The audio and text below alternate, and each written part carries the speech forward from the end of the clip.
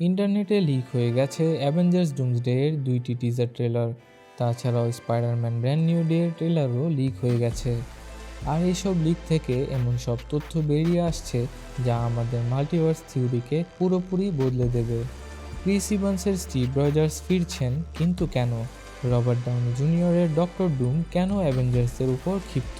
আজকের ভিডিওতে আমরা এই লিক ট্রেলারগুলোর প্রতিটি খুঁটিনাটি বিষয় নিয়ে বিস্তারিত আলোচনা করব। চলুন শুরু করা যাক। এই টিজার ট্রেলারটি মূলত স্টিভ রজার্স বা আমাদের ক্যাপ্টেন আমেরিকাকে কেন্দ্র করে। আমরা ভেবেছিলাম ইন গেমের পর তার গল্প শেষ, কিন্তু না। ট্রেলারে দেখা যায় 1940 বা 50-এর দশকের সেই পুরনো বাড়িটি, যেখানে স্টিভ আর পেগি কার্টারকে আমরা শেষবারের মতো দেখেছিলাম। তবে টিজারটিতে স্টিভকে দেখা যায় তার ক্যাপ্টেন আমেরিকা স্যুটটি একটি বাক্সে তালাবন্ধ করতে। শোনা যাচ্ছে এই সিনেমায় তাকে ক্যাপ্টেন আমেরিকা নয় বরং নোম্যাড হিসেবে দেখা যাবে, কারণ বর্তমান টাইমলাইনে স্যাম উইলসনই এখন একমাত্র ক্যাপ্টেন আমেরিকা। লিক হওয়া ফুটেজে স্টিভকে একটি ছোট বাচ্চা কোলে নিয়ে থাকতে দেখা যায়।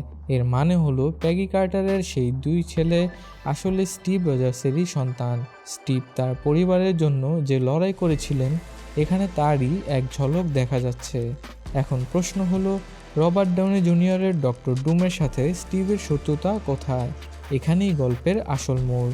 রিপোর্ট অনুযায়ী ডক্টর ডুম স্টিভ রজার্সকে খুঁজছেন, কারণ স্টিভ অতীতে গিয়ে পেগির সাথে থেকে যে একটি বিশাল ইনকারশন তৈরি করেছেন। আমরা মাল্টিভার্স ম্যাডনেসে দেখেছি, কেউ যদি অন্য টাইমলাইনে গিয়ে বেশি সময় থাকে তবে সেই মহাবিশ্ব ধ্বংস হতে শুরু করে। ডুমের দাবি, স্টিভের এই ভুলের কারণে ডুমের নিজের মহাবিশ্ব এবং তার পরিবার ধ্বংস হয়ে গেছে। অর্থাৎ ডুম এখন নিজেকে ভিলেন নয় বরং হিরো ভাবছেন। তিনি মনে করেন যারা মাল্টিভার্স নষ্ট করছে তাদের শেষ করাই তার কাজ।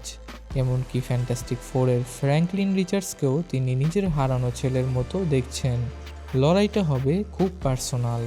ট্রেলারের শেষে অ্যাভেঞ্জার্স থিমের একটি পিয়ানো মিউজিক বাজতে শোনা যায়। শেষে টাইটেল কার্ডে লেখা ওঠে, Steve Rogers will return in Avengers Doomsday. খেয়াল করুন, এখানে ক্যাপ্টেন আমেরিকা লেখা হয়নি, কারণ এই সিনেমায় তাকে ক্যাপ্টেন আমেরিকা রোলে হয়তো আমরা দেখতে পাচ্ছি না। তো আপনার কি মনে হয়, স্টিভ রজার্স কি সত্যি ইনকারশনের জন্য দায়ী? আর আরডিজে বনাম ক্রিস ইভান্সের এই লড়াই দেখতে আপনি কতটা এক্সাইটেড? কমেন্টে আপনার থিওরি জানান। ভিডিওটি ভালো লাগলে লাইক দিন আর সাবস্ক্রাইব করতে ভুলবেন না। দেখা হচ্ছে পরের ভিডিওতে।